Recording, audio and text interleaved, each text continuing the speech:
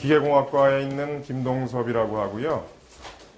저는 사실 지금은 옛날로 치면 학과장, 지금 전공주임을 맡고 있습니다. 그럼 기계공학에 대한 거를 좀 소개를 하겠습니다. 많이들 오셨네요, 굉장히. 기계공학은 영어로 Mechanical Engineering이라고 그러죠, 그죠? 왜 Mechanical Engineering이라고 그럴까요? 그런 뜻이 있는데요. 어원적으로 보면 Mechanic이라는 게 Mechanics라는 말에서 나온 거거든요. Mechanics. 어떤 학문 분야를 말하는 건데, 어떤 역학이라는 소리예요, 역학. 여러분, 물리 시간에 배우면 왜 역학 배우죠? 힘이 어떻게 되고, 경사면을 따라 미끄러내려 내려가면 어떻게 되느냐, 도로래가 굴르면 어떻게 되고, 이런 거. 그런 거를 주로 하는 게 역학이에요. 그런 것들을 모여서 하는 거죠. 그러니까 뭔가 기계라는 거를 만들고 그러려면 그런 게 필요하지 않겠어요? 지식이, 그죠? 그래서 그 말이 그 말 아니겠는가? 이렇게 저도 자세히 공부한 적은 없지만 그 말 어원 자체를 그렇게 생각하고 있습니다. 그래서 지금 말씀드린 것처럼 역학이라는 데 근간을 둔 공학의 한 분야이고, 주로 여기 키워드들이 설계, 제작, 종합공학, 어떤 인접공학 분야와 기초학문을 공유하고 요새 와서 첨단으로도 간다 이런 얘기예요. 그래서 보시면 어떤 기계라는 게 굉장히 넓은데 예를 들어서 동력 발생 기기, 엔진, 자동차 엔진이라든지 발전소에 들어가는 물건이라든지 이렇게 동력을 만드는 그거에서부터 시작해서 그거를 에너지를 변환하고 환경 문제, 이런 것, 요새는 로봇, 메카트로닉까지 안 하는 게 없는 그런 학문이다라고 보시면 되고요. 특히 이따가 우리 항공우주, 그다음에 선박해양 교수님들이 말씀하시겠지만 그 인접공학 분야와 기초학문을 공유한다. 굉장히 가까운 친구다. 사촌보다 더 가까운 친구다. 이렇게 보시면 되죠. 그러니까 기계공학에서는 이렇게 넓은 분야에서 한 가지씩 쳐서 나가서 특화돼서 하시는 분야가 그 분야들이다. 이렇게 보시면 될 것 같습니다. 그다음 최근 와서 이게 또 뭔가 기술이 발전하면 새로운 산업 분야가 나오지 않겠어요, 그죠? 어떤 새로운 산업 분야가 나오더라도 기계공학은 거기 가서 서포트를 해줘야 되는 기술이기 때문에 그런 의미에서 굉장히 중요한 근간 기술이 된다 이렇게 볼 수 있겠습니다. 그래서 기계공학을 조금 더 설명드리자면 사회적인 니즈를 좀 얘기를 하는 건데요. 그냥 저희 기계공학이 좀 좋은 거다. 요새 이런 얘기를 하려고 써놓는 겁니다. 그죠? 약간의 홍보도 저희가 해야 되지 않겠어요? 그래서 교육기술과학부에서 조사를 매년 하는데 작년의 경우에 전 학문 분야에서 취업률이 5번째였다라고 그래요. 그러니까 기계공학보다 더 취업이 잘 되는 데는 전문 자격증을 가지고 하는 의사, 그죠? 한의사 이런 분들이 더 위에 있고 그런 전공들이 그걸 제외하면 거의 제일 높다고 그럽니다. 요즘 사회적인 그런 수요가 높은 것 같아요. 그 다음에 또 여기 여자분들이 많고 특히 YSH라는 거는 우리 또 여학생들하고 관련이 많은 것 같은데 하여튼 여학생들 취업률도 높은 분야라고 그렇게 하고 있습니다. 점점 제가 느끼기에도 기계과에서 어제 저희가 학생들을 데리고 제가 발전소를 견학을 갔다 왔어요. 저는 그런 일을 하거든요. 근데 갔다 와 보니 가는데 40명이 가는데 여학생이 10명이 따라왔더라고요. 근데 절대 25%란 얘기는 아니고 여자들이 좀 관심을 많이 가지고 왔던 것 같아요. 그래서 저는 개인적으로 연력학이라는 걸 주로 가르치는데요. 거기 보면 한 100명 가르치면 옛날에는 한두 명 있을까 말까 그랬는데 지금은 여학생들이 한 100명 이상은 되는 것 같아요. 그 정도면 저 학교 다닐 때에 비해서는 충분히 많은 숫자입니다. 그래서 그냥 바람직하다고 생각이 들고요. 그 다음에 기계공학의 적용이 어디로 되겠느냐는 얘기는 결국 졸업 후 진로에 대한 얘기인데 조금 전에도 말씀드렸지만 기계공학은 어느 전공보다도 사회적 수요가 높다라고 보입니다. 쓰임새가 많다고 보이는 거죠. 그래서 다양한 분야로 진출을 합니다. 그래서 전통적으로 그냥 기계과에서 많이 간다라고 생각하는 건 여러분들이 이미 상상을 하실 텐데 뭐가 있죠? 자동차, 그 다음에 중공업회사, 그 다음에 요즘 와서 새로운 직군으로 생기는 것이 플랜트 혹은 엔지니어링 이런 데도 기계과 학생들이 많이 쓰이는 거고요. 그 다음에 전자회사에서 기계과 가겠느냐? 많이 갑니다. 전자회사에 모든 기구를 만들고 이러는 데는 다 기계과가 필요하기 때문에 전자회사 많이 갑니다. 그리고 요새 나오는 신재생 에너지 이런 신산업 분야를 하게 되면 당연히 기계과 지식이 필요한 것이고요. 그래서 몇 개만 이렇게 순차적으로 이렇게 열거를 했는데요. 지금 보시는 것처럼 이건 자동차죠, 그죠? 너무 잘 알아서 그냥 넘어가겠습니다. 자동차의 엔진만 기계과에서 하는 것이 아니고 모든 샤시라든지 모든 분야를 다 기계과. 저번에 어느 자동차 회사에서 한 분이 와서 저희도 4학년 대상으로 강연을 하시는데 하신 말씀이 자동차 회사에서는 거의 90%가 기계과 학생이다. 예를 들어서 디자인을 하거나 일부 전장 부품에 들어가는 것을 제외하고 나고는 다 기계과 학생들이 한다. 졸업생들이 한다. 이렇게 얘기를 하더라고요. 그 다음에 또 많이 가는 것이 여러분들 아시는 것처럼 중공업 분야죠. 그죠? 우리 인천 지역에도 모모 회사를 비롯해서 굉장히 이런 게 많은데, 여기 이름이 있네요. 그죠? 잘 보시면 압니다. 그래서 이런 중장비, 그 다음에 이런 것들에 들어가는 것도 다 지금, 기획과 학생들이 다 하는 거다. 이렇게 볼 수 있겠습니다. 그 다음에 아까도 말씀드렸지만 이 플랜트 엔지니어링 분야가 어떤 새로운 그 직군이라고 그럴까요? 그걸로 지금 뜨고 있는데, 여기 예를 들어서 건설사, 플랜트 전문업체, 엔지니어링 업체 같은 데 가게 되는데 기획학생들이 많이 가는 거죠. 플랜트라는 건 뭐 종류가 여러 개인데 아까 그런 터빈 같은 걸 집어넣어서 발전을 하는 발전 플랜트라는 게 주로 있고, 그 다음에 화공 플랜트. 화공 플랜트니까 화공학생들만 가는 거 아닌가? 그렇지 않죠. 화공 플랜트 안에다 기계가 들어가서 이걸 돌려주고 해야 되기 때문에 화공과 학생들이 많이 가지만 기계학과 학생도 굉장히 많이 가는 분야입니다.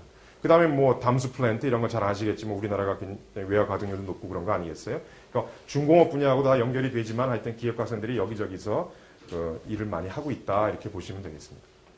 그 다음에 아까도 말씀드렸지만 또 전자 이런 거 기획과 학생들이 뭐 저기 가서 무슨 일을 할까 싶지만 예를 들어서 이런 핸드폰 같은 데도 기획 학생들이 많이 간다고 그래요. 기구 설계 같은 걸 해야 되잖아요. 점점 컴팩트하게 만들어줘야 되고 그래서 그런 걸 다 안에 들어가는 회로 이런 거는 전자과 학생들이 하겠지만 그 기구를 컴팩트하게 만들고 또 이게 잘못 만들면 뜨끈뜨끈해져가지고 뭐 망가졌다면서 아이폰 같은 거 그죠? 누가 테스트해 보니까 그런 것도 다 열 관리, 열을 빼주고 다 그런 거 디자인하는 거 그런 것도 다 기획과 학생들이 하는 겁니다. 예를 들어서 제 친한 친구가 미국에 인텔이라는 회사에 있는데 인텔 아시죠? 칩 만드는 회사. 칩 만드는 회사 전기과 학생들이 많이 일할 것 같죠? 전자과. 뭐 당연히 그렇긴 할 텐데 그걸 서포트 해주는 기술로서 기획과 학생들이 일을 합니다. 그 사람은 박사님인데 무슨 일을 하나 하면 그 조그만 고밀도 그 회로에서 큰 그 슈퍼컴퓨터 같은 걸 돌리려면 열이 굉장히 많이 나와요. 그 열을 어떻게 처리하느냐. 그거 못하면은 그건 금방 망가지거나 성능이 안 나오는 것이거든요. 그래서 그런 것도 다 기획과 학생들이 하는 것이다. 이렇게 보시면 되겠습니다. 그 다음에 뭐 이런 거 냉장고, 에어컨 이런 거는 당연히 기획과 학생들이 하는 것이고 그런 열기기, 에너지를 이용하는 기기 같은 건 다 기획과 학생들이 하는 거다. 보시면 됩니다. 그 다음에 반도체 같은 경우에도 반도체 재료 이런 거 반도체과 저희 전자과 나온 학생들도 많이 하지만 그 기획과 교수님들도 이런 거에 대한 그 연구들을 많이 하시더라고요. 하여튼 이런 식으로 전자 분야도 굉장히 많이 기획과 학생들이 진출하는 분야 중에 하나입니다. 그 다음에 또 신성장 산업 분야. 제가 뭐 다 들 수는 없어서 일부만 가져왔는데요. 예를 들어서 여러분들 풍력 발전이라든지 이런 거 하면 이런 이 구조물 설계라든지 그죠? 그런 것들 다 토목과에서 많이 하겠죠. 설치하고 이러는 거는 토목하신 분들이 건설사 이런 데서. 그러나 이 구조물 자체의 계산이라든지 설계하는 거는 기계 전공 베이스 가진 분들이 많이 할 것이다. 이렇게 보시면 되고. 그 다음에 요즘 뭐 자동차 회사 같은 데서 많이 관심을 가지는 연료전지 같은 거. 이런 것도 다 물론 화공이나 재료과에서도 많이 하지만 기획과 사람들도 많이 한다. 이렇게 보시면 되겠고요. 그 다음에 또 요즘 와서 또 바이오 산업, 그 몸과 관련된 뭐 센싱 기술이라든지 이런 걸 포함해서 인공장기, 그 다음에 뭐 이 일반적인 그 생물들의 원리를 이용해서 뭐 기구를 만들어낸다든지 이런 것들을 기획과 사람들이 많이 하죠. 왜냐하면 그 기구라는 거, 어떻게 기계가 움직이고 이런 거에 대한 거는 기획과 사람들이 전공이거든요. 그러니까 그 생명체에 있는 거에서 그런 기술들을 따다가 우리가 어떻게 디자인해서 쓸 수 있느냐 이런 것들을 많이 하고 있죠. 그 다음에 로보틱스 같은 것도, 로봇도 뭐 물론 저쪽에서 많이, 전기나 이런 데서 많이 하지만 기획과에서도 마찬가지로 똑같은 얘기를 기구 원리나 이런 것들을 이용해야 되기 때문에 기획과 사람들이 같이 포함해서 일을 하는 경우가 많습니다. 이런 식으로 새로운 분야의 기술들이 나올 때도 다 기획과 사람들이 많이 도움을 주고 있다. 이렇게 보시면 되죠. 자, 그러면 대충 그런 소개를 말씀을 드렸고요. 그 다음에 그 교육과정에 대해서 조금 말씀을 드려볼게요. 교육과정, 기획과 들어오면 무엇을 배우는가 이런 거를 얘기를 좀 하고 조금 제가 하는 내용을 줄여서 하고 질문 같은 걸 좀 많이 받으려고 제가 오늘 사실은 생각을 하고 있었거든요. 그래서 여러분들 생각을 하고 계시다가 질문거리가 있으면 서슴지 마시고 저하고 토론을 할 수 있도록 그렇게 해주시면 되겠어요. 그래서 기본적으로 뭐 다 이과반 학생들이고 기계과나 이런 하여튼 기계 계열에 관심이 많아서 여기 앉아 계실 텐데 기본적으로 뭐 수학 같은 데는 관심이 좀 있어야 되겠죠. 그죠? 그래서 기본적으로 고등학교 때 수학 같은 거 잘하고 기초과학 다 배우지만 대학교 들어오면 다시 배웁니다. 그래서 어떻게 보면 왜 그렇다고 해서 공부라는 건 반복이죠. 그죠? 근데 뭐 우리가 천재만을 대상으로 공부를 가르치는 거 아니기 때문에 그죠? 일반 사람들 대상으로 가르치는 거기 때문에 반복이에요. 계속. 그래서 고등학교 때 배운 거를 한 학기에 다 하죠. 예를 들어서 물리 이렇게 해가지고 다 한다는 물리 1, 2, 화학 같은 거는 기계과 같은 경우 화학은 그냥 단학기라고 해서 한 학기만 듣게 된 경우가 많은데 하여튼 그렇죠. 그래서 물리, 화학 이런 거 일반 수학 정도를 1학년 때 많이 듣습니다. 그다음 컴퓨터 언어도 좀 써야 되기 때문에 컴퓨터 언어 들어요. 뭐 C 언어라든지 무슨 그런 거 랭귀지도 듣고 그다음에 2학년쯤 가면은 이제 수학 중에는 공업 수학이라고 그래가지고 일반 수학 말고 조금 더 응용된 수학에 대해서 배웁니다. 기본적으로 수학을 많이 해야 되는 거죠. 물론 그 와중에 우리가 교양 과목들은 듣게 되죠. 여러분. 대학교 들어오면 또 1학년 때부터 시작해서 뭐 영어부터 시작해서 이렇게 해서 또 중국어 관심 있으면 중국어 들으셔도 되고 이런 식으로 듣습니다. 그런 다음에 전공 공부가 제대로 시작되는 게 언젠가 하면 2학년 때입니다. 물론 1학년 때 맛배기로 한 2과목 정도를 듣게 돼요. 그러나 2학년 때부터가 전공 공부를 제대로 하게 되는데 그때 보면 아까도 말했죠. 역학이라고 그런다고 그랬죠. 그죠? 미케닉스라는 거 하는데 무슨 미케닉스 이렇게 이름이 붙는 거예요.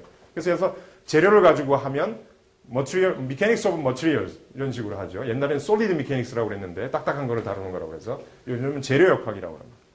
그 다음에 동력학, dynamics 그런 딱딱한 물체가 이렇게 날아다니고 이러면 그게 날아다니거나 뭐 이렇게 움직이거나 그럼 어떻게 되겠느냐 이런 게 하는 게 동력학이고 그 다음에 저 같은 사람인 게 연력학입니다. 연력학. 그러니까 좀 유체를 가지고 여기 유체역학도 있지만 유체를 가지고 에너지를 이용해서 어떻게 그걸 뽑아내고 뭘 어떻게 하면 잘 태우고 거기서부터 에너지를 잘 뽑아내고 뭐 어떻게 하면 엔진을 잘 만들고 이런 거 하는 거지. 그게 연력학이고 그다음에 유체역학은 조금 여기에서 좀 더 세부적으로 그럼 그 플루이드 유체라는 것이 아까 딱딱한 거를 다룬다고 그랬잖아요. 여기는 그죠? 근데 여기선 말랑말랑한 걸 다루는 거죠. 물이나 공기 이런 걸. 이런 것들을 이용해서 이런 게 흘러가면서 어떻게 힘을 발휘하고 에너지를 어떻게 뽑아내는가 이런 걸 하는 게 유체역학입니다. 예를 들어서 자동차를 하나를 예를 들자면 자동차의 실린더, 그죠? 딱딱한 거, 그거를 설계를 잘 하고 열에 어떻게 잘 견디겠느냐, 압력에 어떻게 잘 견디겠느냐 이런 거 설계를 하는 거는 누구 했어요? 어느 분야겠어? 이 중에. 그렇지, 재료역학이지, 재료역학. 근데 걔가 이렇게 기구적으로 연결돼서 왱왱 움직이고 샤프트를 돌리고 이럴 때 어떻게 되겠느냐 하는 거는 뭘 배우겠어? 그렇죠. 감이 딱 오죠. 그럼 그 안에서 처음에 확 불을 붙여야 되잖아요. 불을 붙이고 팽창하고 결국 이게 왜 움직여요? 실린더가. 유체가 팽창하기 때문에 그런 것이죠. 그럼 그런 거 연소하고 그런 거는 누가 가르쳐 주겠어요? 여기서. 그렇지, 연력학. 그런데 걔가 유체가 흘러가지고 관을 따라 흘러서 다시 배기가스로 나오고 나오는 동안 얼마나 압력이 손실되고 이런 걸 하는 거는 뭐겠어요? 그렇죠. 그러니까 다 알아야 되겠죠. 자동차 하나 디자인하려면. 물론 한 사람이 내중에 결국 다 할 필요는 없죠. 그러나 기본적으로 서로 이렇게 커뮤니케이션이 돼야 되기 때문에 다 알아야 되는 거예요. 그래서 그걸 기본적으로 4과목을 배워야 됩니다. 그래서 예를 들어서 그 중에 동력학이라는 건 한 학기만 하고요. 나머지는 한 2학기씩 배우게 되죠. 그러니까 상당히 많은 부분에 이 기초를 우리가 탄탄히 해놔야 그 다음에 응용 과목들이 됩니다. 예를 들어서 올라가서 이제 그 응용한 과목들을 우리가 배우게 되죠. 그냥 좀 복잡한 그림인데 그냥 보여드렸어요. 기계공학 전체 커리큘럼이 이렇게 된다. 우리 과 걸 가지고 제가 보여드리는 거예요. 뭐 복잡하게 생각하실 필요 없어요. 고등학교 때하고 비슷해요. 너무 겁먹지 마세요. 이렇게 반을 한 3가지로 이렇게 카테고리를 나누는데요. 맨 위에는 교양 과목들이죠. 뭐 영어 뭐 이렇게 해가지고 무슨 경제학도 좀 요새 배워야 되고 뭐 논리학도 배워야 되고 뭐 지적재산 그러니까 무슨 특허 이런 거에 대한 것도 좀 잘 배워야 되고 그런다고 그래요. 그래서 이런 것도 윤리도 좀 배워야 되잖아요. 그죠? 윤리를 잘 아는 공학도가 돼야지 남의 물건 훔쳐다가 막 만들고 이러면 안 되잖아요. 그죠? 그래서 그런 것도 배웁니다. 그 다음에 이제 MSC라는 건 일반 수학이나 전산 과목들인데 여기 보시는 것처럼 일반 수학을 먼저 배우고 그 다음에 공업 수학 배우고 굉장히 순서가 중요해요. 순서대로 배우는 게 중요하겠죠. 근데 대학교 들어와서 혹시 잘못하면 거꾸로 듣게 되면 아주 힘들어지는 경우가 생기는데 가끔 조금 그런 선배들이 있어서 좀 우려스럽습니다만 가급적이면 이렇게 듣게 만들죠. 저희 교수님들이. 그 다음에 이제 물리, 화학 같은 걸 듣게 되는 것이죠. 그 다음에 전공 과목이 아무래도 많은데 한 뭐 3분의 2 이상은 전공을 들어야 되지 않겠어요? 그죠? 전공을 듣는데 거기 들어가면 뭐 1학년 때도 일부 듣지만 2학년 때 와서 주로 아까 말씀드린 역학, 동력학, 재료역학 1, 2, 그 다음에 연력학 1, 2, 유체역학 1, 2, 뭐 열전달 이렇게 해서 기초 과목들을 배운 다음에 올라가면 이제 실험 능력도 굉장히 중요하기 때문에 실험을 배우게 되고 그 다음에 수학의 응용 과목인 수치 해석 같은 거를 이제 하고 그 다음에 나머지 이런 과목들은 다 응용 과목들이죠. 그래서 가다 보면 여러분들 그 어떤 과목들은 산업 분야하고 아주 연관된 제목을 가진 것도 있고 예를 들어서 자동차공학 이런 것도 있고 어떤 과목은 꼭 그렇지 않지만 뭐 유한요소법 이렇게 돼 있는데 이게 잘 뭔지 모르지만 이걸 배워두면 아주 툴 그러니까 기초 기술로서 많이 써먹는 걸 어디 가더라도 이런 것들을 배우게 되는 것도 있고 그죠? 그러니까 아주 도구적인 과목도 있고 좀 목적지향적인 과목도 있고 이렇게 되는 거예요. 그래서 그런 걸 다 엮어서 들어서 배우게 되면 이 전체를 들어서 이제 학점으로 한 130학점을 들으면 이제 기계공학을 했다. 이렇게 보여지는 것이죠. 자, 그럼 이제 커리큘럼 얘기를 좀 했고, 저희 기계과, 인하대학교 기계과를 이제 설명을 좀 해드릴게요. 그래서 인하대학교 기계공학 전공은 원래 우리 기계공학부라는 거 안에 여기 4개 전공이 같이 있었어요, 작년까지. 그러다가 올해 저희만 나왔습니다. 저희만 나와서 기계공학부, 기계공학 전공이라고 단일 전공으로 있고, 나머지 3 전공이 항조산공학부라고 그래가지고 같이 묶여 있고 그렇습니다. 그래서 올해부터 규모가 좀 바뀌었고요. 저희는 위치는 여기는 지금 이동인데요. 요거 바로 뒤에 이북, 부문 바로 앞에 있는 건물. 거기에 이북호관 2, 3층을 저희가 쓰고 있고요. 혹시 관심 있으시면 미케니컬 엔지니어링 약자죠. mac.ina.ac.kr이니까 여기 한번 들어가 보시면 됩니다. 그래서 위치가 지금 이동이 여기면 요 옆에 여기가 이북에 저희가 있고요. 교수진은 전임 교수가 24명, 24분이고 그 기타 비전임 교수님도 몇 분 계시고요. 그 다음에 전임 비전임이 헷갈리시나? 전임은 학교를 치면 레귤러 선생님이고요. 그 다음에 비전임은 강사님들 오시고 그러시죠. 가끔 그렇게 보시면 돼요. 그 다음에 요번 학기에 한 분을 더 아까 바이오 공학이라고 해서 그쪽이 좀 유망한 것 같아서 좀 우리가 그쪽으로 뭔가 좀 일종의 투자죠. 과에서도 그죠? 교수님들 모셔가지고 좀 분야를 넓히기 위해서 그쪽 분야 교수님들을 지금 모실 계획으로 있습니다. 그래서 25분이 내년 초에는 될 거라고 생각이 듭니다. 그리고 신입생 정원은 한 160명 정도 됩니다. 저희가. 원래는 더 많았었는데 많이 줄어서 160명인데 실제 1학년 때부터 이미 뭐 정원 외로도 오시는 분도 있고 그래가지고 한 200명 가까이 들어오고요. 그 다음에 2학년 될 때도 전과 이런 거를 기계과로 많이 오더라고요. 아마 아까 사회적 쓰임새가 요새 높아서 그런지 좀 그런 면이 없지 않아 있습니다. 그래서 정원은 실제는 뭐 학년에 200명도 넘지 않을까 이렇게 생각이 들어서 교수님들이 강의하고 그러시긴 상당히 힘들어요. 학생들이 많아지니까 다른 과보다. 그렇지만 다 기쁨으로 알고 이렇게 강의를 잘 하고 재미있게 교육을 하고 있습니다. 그래서 교수님들 뭐 한번 소개시켜 드릴게요. 그러면 옆에 있는 걸 보면 분야들이 나오거든요. 그래서 이런 분야들을 교수님들이 하시는구나. 이 교수님 밑에 분야라는 거는 가르치는 과목 분야가 아니고 연구 분야예요. 교수님들이 학부생들을 상대로는 강의를 해서 주로 많이 가르치지만 대학원생들하고는 연구를 많이 하거든요. 그래서 페이퍼를 많이 쓰고 그러는데 기계과의 또 저희 학교 기계과의 특징이 강의 같은 것도 잘 하시고 교육도 잘 하시지만 연구를 참 잘 하신다고 그래요. 학교 내에서도 잘 하시고 전 국적으로도 기계과 중에서도 굉장히 소위 말하는 랭킹이 높은 편이라는 거죠. 연구 면에서도. 그래서 교수님들이 잘 하시는데 그게 이제 이런 연구 분야라고 보시면 되는데요. 저희가 좀 말랑말랑한 걸 하는 연료체 분야하고 좀 딱딱한 거를 하는 고체 생산하고 이렇게 나눴어요. 편의상 나눴는데 24분을 이렇게 보시면 우리 뭐 김광현 교수님이라고 해서 유체 쪽을 하시는 분. 그 다음에 이렇게 냉동공학 같은 거, 아까 말씀드린 에어컨, 냉장고 이런 거 하는 거 있죠? 그리고 거기 들어가는 물질들 이런 거 하시는 거. 그 다음에 또 여기는 아주 어려운 말이죠. 난류제요. 잘생기신 교수님이 계신데 이분은 요분하고 비슷한 유체역학이라는 걸 하시는 겁니다. 그 다음에 또 연소를 하시는 분, 이창원 교수님 계시고. 그 다음에 이쪽도 유체역학 비슷하신데 뭐 이런 것도 기계과에서 하나 싶지만 유동 때문에 생기는 소음 같은 거. 자동차도 어떻게 돼요? 엔진에 쑥 들어갈 때 소리가 막 나죠? 그런 거 줄이는 게 중요하잖아요. 가전기기도, 진공청소기 이런 거 이런 거. 그런 거 굉장히 생각보다 중요한 건데 그런 것도 하시는 분이에요. 그 다음에 신재생 에너지 쪽 이렇게 뭐 태양열 이런 거 하시는 분도 있고 저는 아까도 말씀드렸지만 에너지 시스템, 터빈, 발전소, 발전 플랜트 이런 걸 주로 하고 그 다음에 이대혁 교수님은 엔진, 자동차 엔진 쪽을 주로 하십니다.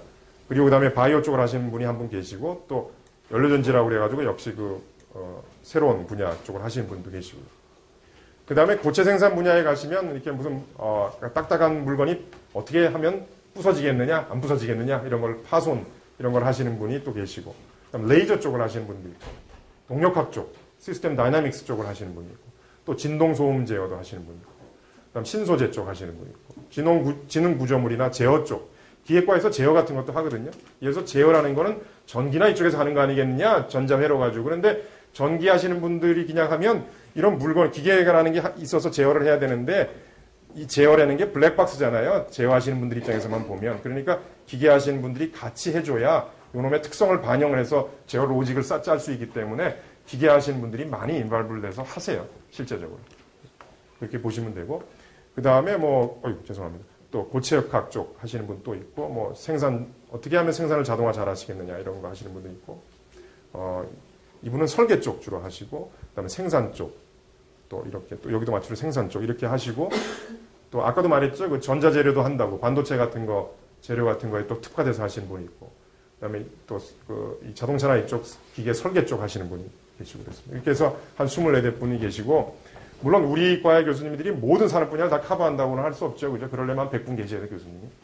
그렇게는 못하지만 대부분 골고루 좀 갖추고 있으려고 노력을 하죠. 그래야 교육하는데 빠짐없이 다 할 수 있기 때문에 그렇게 하고 있습니다. 그래서 졸업생 진로를 제가 보니까요, 2009년에 한 예를 샘플링을 해봤는데, 그냥 재밌었어요. 저도 이거를 해보고 난 다음에. 자동차 분야로 한 20%쯤 가고요. 그 다음에 플랜트나 엔지니어링 건설 쪽으로 20%쯤 가고요. 사실 이 분야는 제가 학생일 때는 별로 없던 분야예요. 이런 직군 자체가 없었던 게 지금 보니까 거의 큰 메이저 4개 중에 하나를 차지할 정도로 이렇게 컸더라고요. 성장을 했고. 그 다음에 중공업 분야가 또 한 20% 하고요. 그 다음에 아까 말씀드린 전기전자가 또 한 20% 하고 나머지 이런 식으로 되어 있다 보시면 되겠습니다.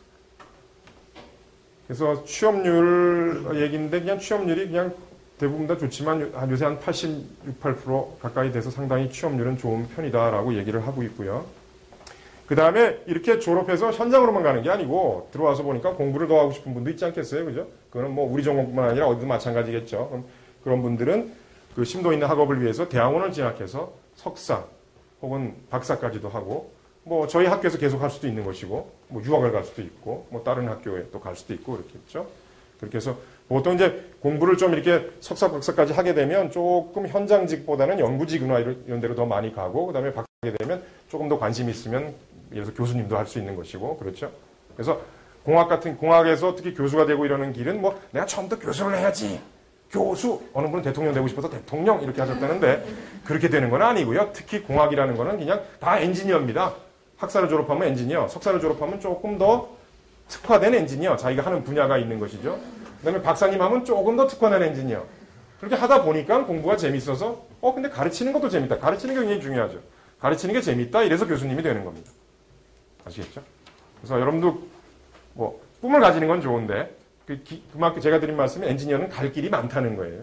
외골수를 꼭 살 필요는 없다. 그래서 많이 느껴보시고 그 중에 좋은 거를 선택하면 되는데 우리 기계공학 관련된 계열 쪽이 그만큼 분야가 넓기 때문에 갈 곳이 많다. 그래서 아주 좋은 전공들이다 이렇게 보시면 되겠어요.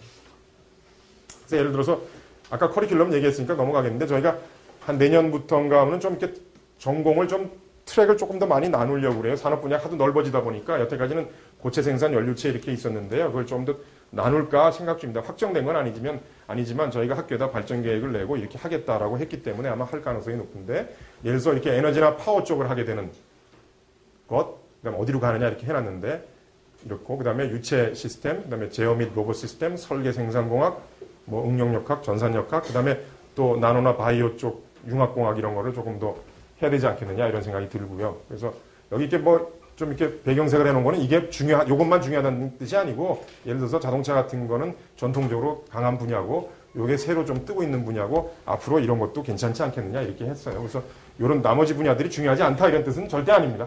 네? 아까 보여드린 것처럼 그렇습니다. 자, 그래서 마지막 슬라이드는 아마 저번 주에 보셨을 것 같아요. 오실 것 같아서 제가 바꿨죠. 말을 조금. 똑같지는 않아요. 그죠?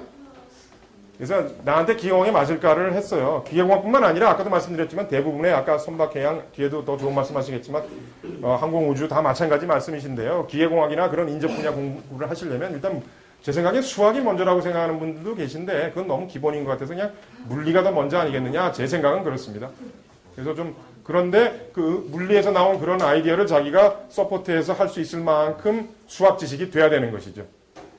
그게 괴리가 너무 크면 공부하기가 상당히 힘든 거예요. 그렇고요. 그럼 화학 고민이죠.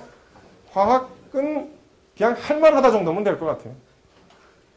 할만하다. 그러니까 무슨 얘기냐면 전혀 나는 화학책을 열어보기 싫다만 아니면 되지 않겠는가.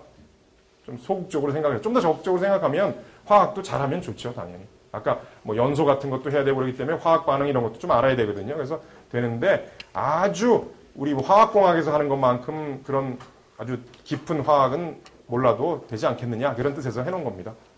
혹시 다른 교수님들이 보면 조금 잘못 썼다고 그러실지 모르겠어요. 근데 저희가 학생들한테 제가 쉽게 설명을 하려다 보니까 이렇게 썼다라고 이해를 좀 해주시고 그 다음에 기계공학의 장점이 뭐냐 하면 아까도 말씀드린 것처럼 분야가 다양하다는 것 같아요. 그래서 흥미로운 분야가 오면 하나는 꼭 생길 것이다. 요 정도 백그라운드만 있으시면 오면 분명히 한 분야, 아까 보여드린 것 중에 하나 정도는 생길 것이기 때문에 기계공학 분야 쪽에 많이 오시는 게 좋지 않겠는가 그렇게 생각이 듭니다. 자, 제 말씀은 이걸로 마치고요. 혹시 질문 같은 게 있으면